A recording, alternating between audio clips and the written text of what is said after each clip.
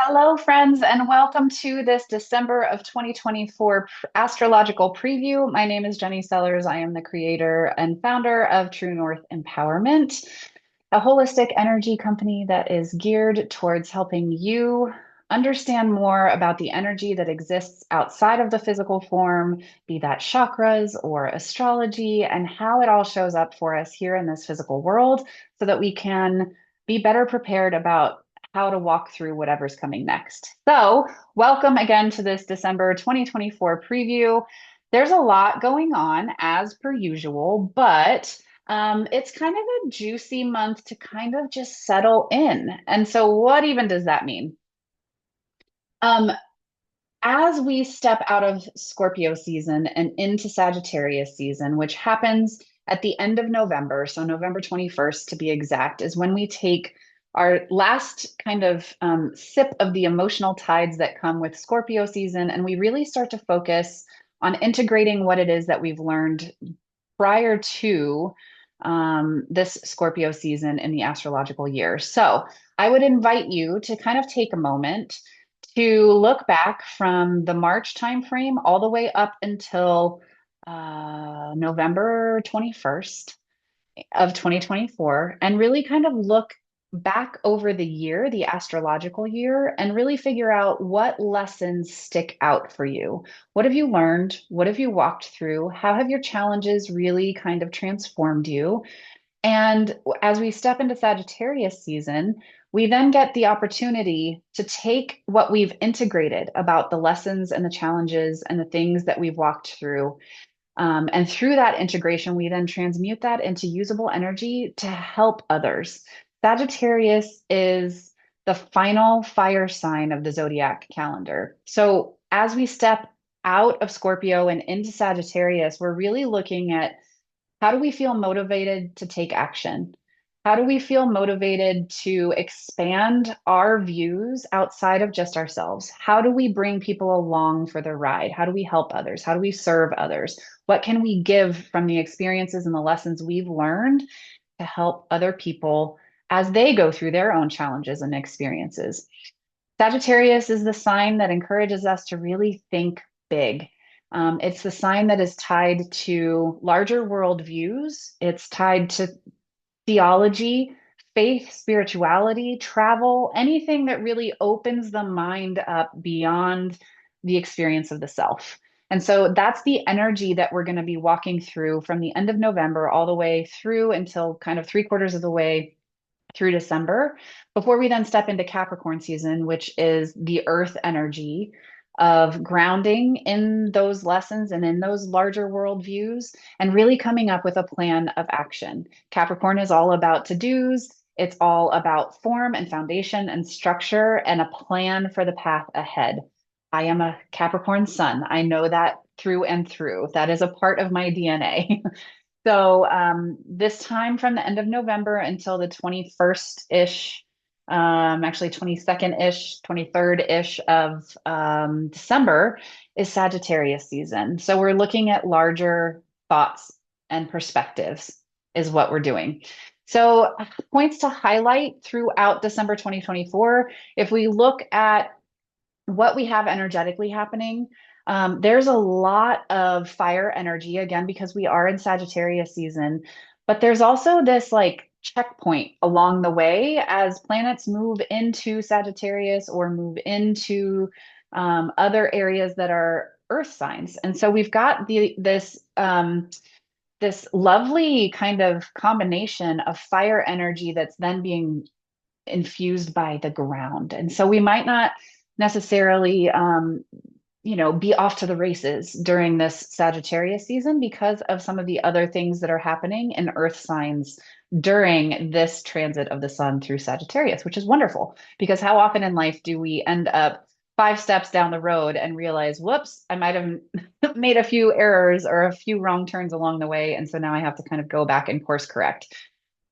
December of 24 has the ability to kind of feel that inspiration, but then to kind of check ourselves with the earth that comes right after, which is a really lovely combination. So on the first, we have the Sagittarius new moon. I love that the astrology and the calendar year are kind of hand in hand on this.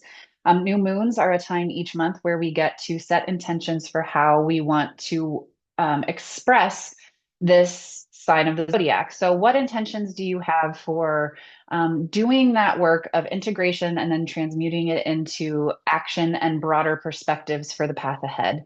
How you can serve others? What intentions are you setting to actually do this? Are you diving into maybe some new spiritual studies?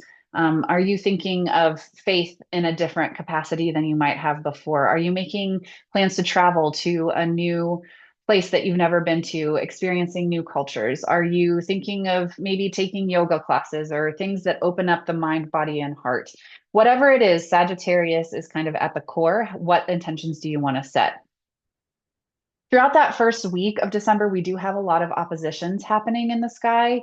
I'm not going to get into too much of the nitty gritty details, but there's a lot of that push pull. Some of that, take 2 steps forward, 1 step back kind of energy, because there are a lot of exact oppositions happening in that sky. Um, on the 6th, we have Mars turning retrograde. This is a big deal because Mars is the planet of action and motivation and inspiration, and it's turning retrograde, which means we're slowing down. However, this is coming during a month of the year where there's oftentimes so much going and doing and um, the hustle and bustle of the holidays. So, come the 6th, we might feel a little bit of that energy kind of slipping away from us. It is so important because this is happening during Mercury retrograde as well for us to really fall in line with the energy that brings forward for us. Retrogrades are a time when we are more encouraged and it's easier for us to take a moment to breathe than it is to take a moment to act. And so, with both Mercury and Mars in retrograde throughout most of the month of December, Mercury turns direct, I think, on the 25th. Am I right about that? No, it turns direct on December 15th. So, for the first half of the month, Mercury and Mars are both retrograde. Mars is going to stay retrograde until the end of February of 25. So just be aware that you may feel a little bit like slowing down, not necessarily tackling the to-do list as you might have throughout Capricorn season in the past, because Capricorn is all about the go, go, go and the do, do, do. With Mars in retrograde through both Sagittarius and Capricorn season, as well as Aquarius and some of Pisces, even, I think uh, just be aware that we could be feeling a little bit slower. And the better able we are to build time into our schedules to actually allow ourselves to take that respite and to really kind of allow the energy of slowing down to embody that rather than fighting against it and pushing through it and going and doing and all the things, especially around the holidays, the better able we are to really accept some of that slowness, the less friction we'll feel during this time. And so again, Mars turns retrograde on December 6th and will stay that way until February 24th or 25. Just a preview for you. Then on the 7th, we have our first infusion of Aquarius energy. Venus moves into the sign before Mercury even does, I think, because Mercury is in retrograde. So we have that first infusion of Aquarius energy. So just be aware that our the things that we place value in are likely to be more focused on humanitarian issues and technology and how that plays a role for us, as well as kind of the community, the overarching community that we keep around ourselves. So that's the first week of December. Then, interestingly, during the second week, we have on the 13th, Mercury, which again is in retrograde, is making a trine to Mars in retrograde. So we have this really beautiful opportunity to really kind of sit in that beautiful slow down energy. Trines are positive aspects. They bring a little bit of joy, a little bit of happiness, a little bit of good luck our way. So by slowing down and by being more receptive instead of more active around the 13th is how we'll receive some of the benefits of that trine that's happening. On the 15th of the month, we have a full supermoon in Gemini. So we're looking at what it is that we need to kind of release and let go of so that we can invite and make the space for new ideas. That's what that full moon is all about. New ideas, new communication, new thought creation, all of that. On the same day, we do have Mercury turning direct in Sagittarius. Mercury is the ruling planet of Gemini. So the fact that the planet is coming out of its retrograde and turning direct during the full moon just is like this explosion of Gemini energy.